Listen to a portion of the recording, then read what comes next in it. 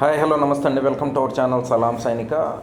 చాలా ముఖ్యమైన ఒక విషయం ఈ వర్షాకాల సందర్భంగా ప్రతి ఒక్కరికి తెలియాల్సిన అవసరం ఉంది కనుక ఈ వీడియోతో మీ ముందుకు రావడం జరిగిందండి.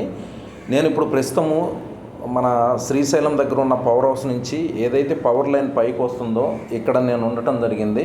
ఇక్కడ ఇది మెయిన్ స్టేషన్ అనమాట, సబ్ స్టేషన్ లాగా ఉంటుంది. ఈ పవర్ అంతా ఇక్కడికి డిస్ట్రిబ్యూట్ అయ్యి ఇక్కడ నుండి సబ్ స్టేషన్కి అలాగే అక్కడ నుండి ఇళ్ళకి డిస్ట్రిబ్యూట్ అవ్వడం జరుగుతుంది. అయితే ఈ హై కెపాసిటీ ఉన్న లైన్స్ దగ్గర ఎట్టి పరిస్థితుల్లోనూ ఇలా గొడుగు తీసుకొని వర్షం పడే టైంలో తిరగొద్దు దయచేసి.